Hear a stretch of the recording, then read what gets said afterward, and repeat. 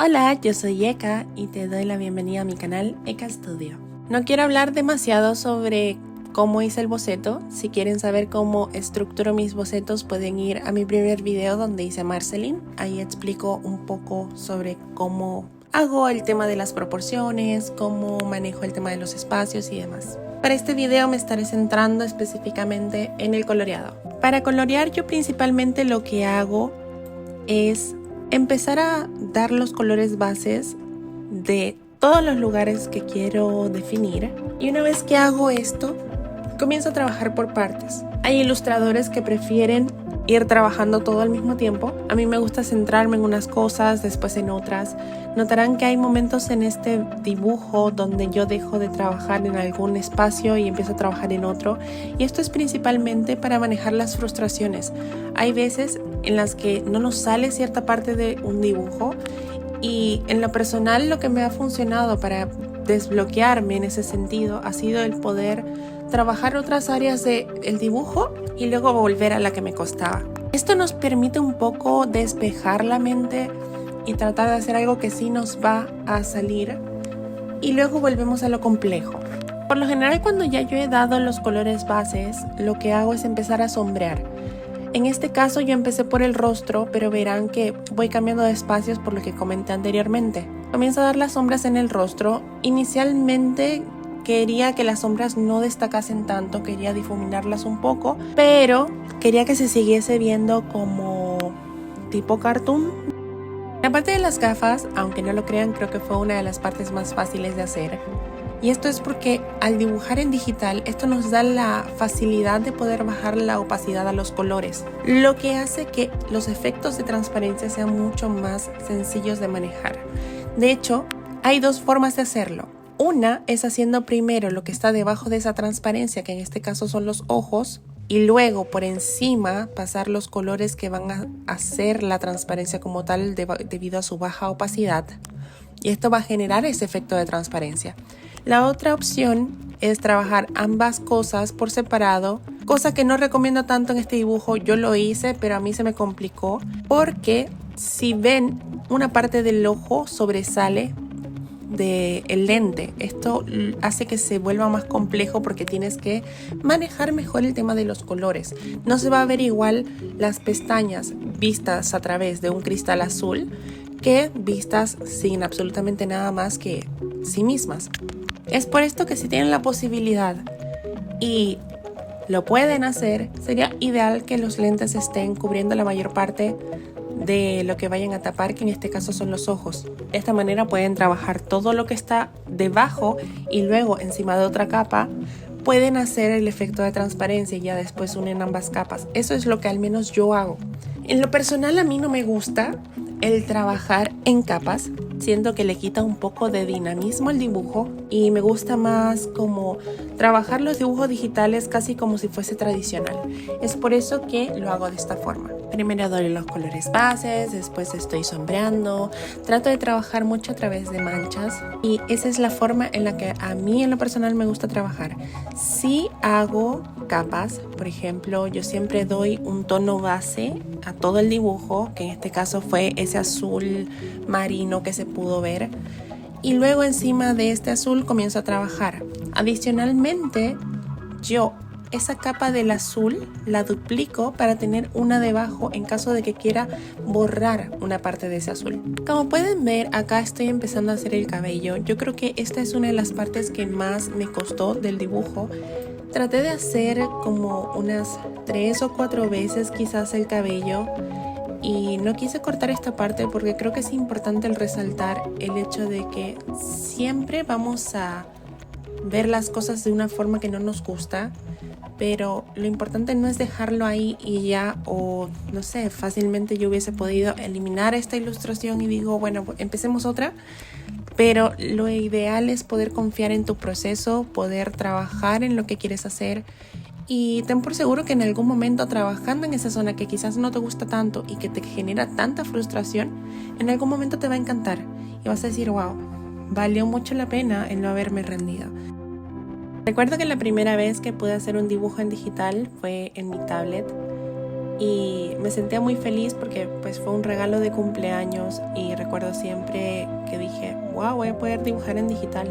Los primeros dibujos que hice jamás me gustaron y yo pensaba que me iba a salir súper bien porque decía, bueno, yo soy buena dibujando en tradicional, así que en teoría lo digital se me debería hacer pan comido, y sorpresa, no fue así. El dibujo digital te brinda muchas herramientas, te da muchas posibilidades de poder cambiar cosas, de poder cortar algunas otras, cambiar las perspectivas a través de la distorsión, cosas que no puedes hacer en el dibujo tradicional. Sin embargo, yo creo en lo personal que en el dibujo digital se pueden percibir mucho más fácilmente ciertas cosas. Por ejemplo, líneas chuecas, por ejemplo, sombras mal trabajadas, por ejemplo, line arts que de repente son muy gruesos y otras veces son muy finos, y evidentemente me estoy refiriendo a esos efectos que uno no quiere generar.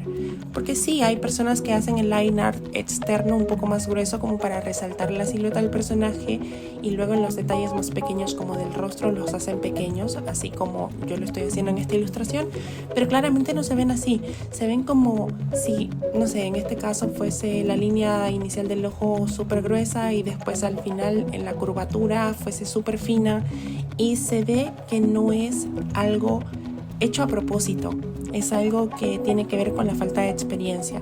Por supuesto que esto se soluciona practicando, y es por esto que me gusta recalcar el hecho de inténtalo, disfruta del proceso, frústrate si te tienes que frustrar, porque la idea tampoco es que te reprimas, pero inténtalo una y otra vez. Al final, cada uno de esos intentos va a valer totalmente la pena porque te va a dar más experiencia. Ok, no me funcionó esto, voy a tratar esto otro. Y principalmente eso es lo que a mí me ayudó a mejorar el dibujo digital. Hace muy poco tiempo que estoy viendo las mejoras como tal en mi dibujo, hablando de la parte digital, por supuesto. Y en base a mi experiencia, eso es lo que me ha ayudado, y pues espero que esta reflexión o consejo puede ayudarles a ustedes también a afrontar esa frustración.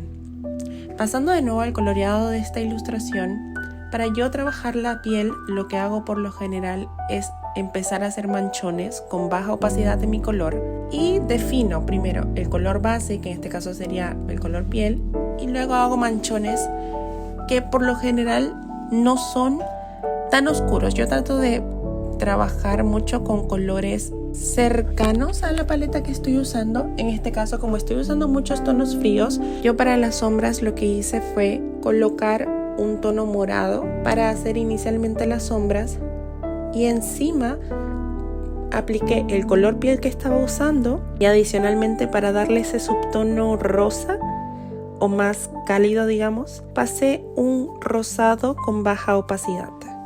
¿Qué más se puede hacer en este punto? En este punto lo que podemos hacer es empezar a difuminar un poco los colores entre sí, como se puede observar en gran parte de la mano, que es donde más lo hice, y en algunas sombras también del rostro. Yo en lo personal sí los difuminé, pero se sigue viendo una pequeña demarcación, y eso es porque a mí me gusta un poco ese contraste que se hace. Cuando yo logro hacer todas estas degradaciones en la piel, ahí puedo empezar a agregar iluminaciones como las que agregué en la mejilla, en una parte de la frente, en una parte del cuello, que es donde no está tan marcada la sombra que proyecta el mentón, y también en algunas partes de la mano, por supuesto, donde llega más la luz. Se puede observar cómo el dedo índice de Satoru está un poco más oscuro que el dedo meñique, porque el dedo meñique está más cercana a la luz, y eso genera este tipo de efecto. Es en esta parte en específico donde empieza a gustarme un poco más el cómo estoy trabajando el cabello. Lo que hice fue inicialmente colocar una base de un rosa oscuro, esto debido a que el pelo de Satoru es blanco, pero si yo coloco un blanco como base, va a ser demasiada la saturación que va a generar y el contraste con respecto al fondo. Es por eso que prefiero utilizar algunos tonos que puede ser cualquiera, siempre y cuando sea claro.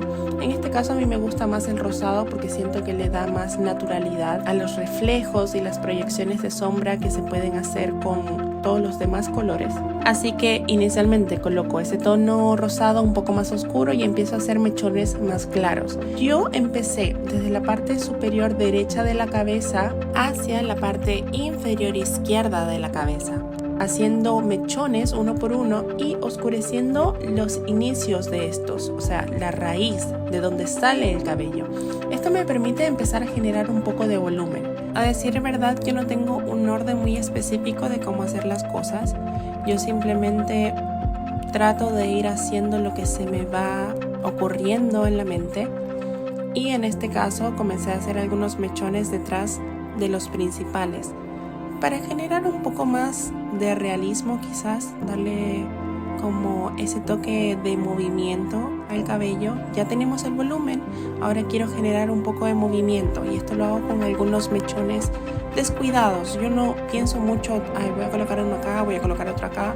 La verdad es que lo voy haciendo en base a dónde se vería mejor o dónde me parece a mí que se ve mejor. Como dije anteriormente, algo que ayuda muchísimo a poder generar volumen es colocar zonas de contraste. En este caso, ya de por sí yo hice algunas zonas con contraste, pero quiero añadir aún más porque quiero que se vea con movimiento el cabello, y generando el contraste voy a lograr este efecto. Por lo tanto, yo tengo mis mechones principales y esos mechones principales se van a ir acomodando uno encima de otro. Esto debido a que no todos los mechones tienen el mismo largo. Entonces va a generar una especie de sombra que se va a proyectar en el mechón que esté debajo del que inicialmente pinté.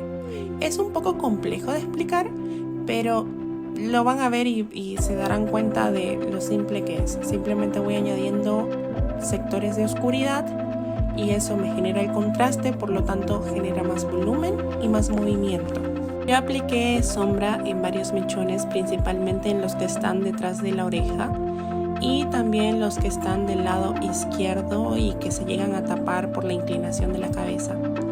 Encima de estas oscuridades aproveché para agregar algunos mechones más claros porque esto le da también más movimiento.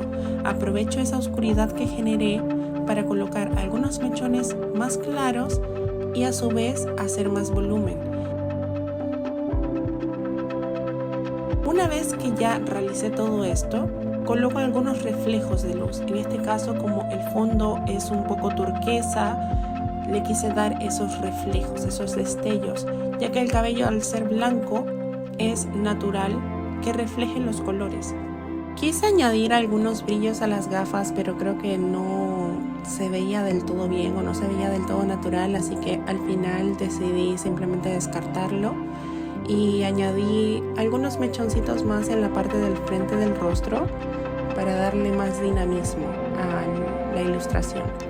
Y una vez hecho esto, pasé directamente a la ropa, que en lo personal es mi parte favorita porque me gusta mucho el efecto que logré y además es una de las partes que menos me costó hacer de este dibujo. A todo esto, y hablando un poco sobre el personaje que estoy dibujando, ¿qué les ha parecido el anime como tal? ¿Han visto Jujutsu Kaisen?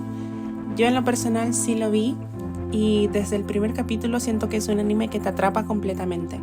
Siento que no tiene rellenos como tal, llega a tener una comedia que es muy disfrutable. Estoy esperando con muchas ansias la última temporada o las últimas temporadas que vayan a hacer. Aprovechando que ya de por sí la ilustración tiene un contraste que puede llegar a ser algo alto, decidí arriesgarme colocando muchas manchas de varias tonalidades frías, como lo son el azul, el celeste.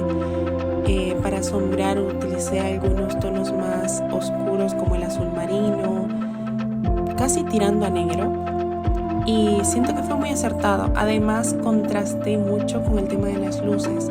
Si se dan cuenta, la parte interna de las mangas y del cuello de lo que sería la ropa de Satoru no son del todo oscuras. Sobre todo se puede notar en la manga y en la parte derecha del cuello de Satoru porque coloqué tonos que son muy claros y curiosamente se ve muy bien. Terminé algunos detalles finales, hice el fondo, el cual quise que tuviese un poco más de color y por supuesto contraste, y este fue finalmente el resultado. Si te gustó, por favor no olvides darle like, compartir este video con alguien que pueda necesitarlo y suscríbete a mi canal. Nos vemos en un próximo video. ¡Adiós!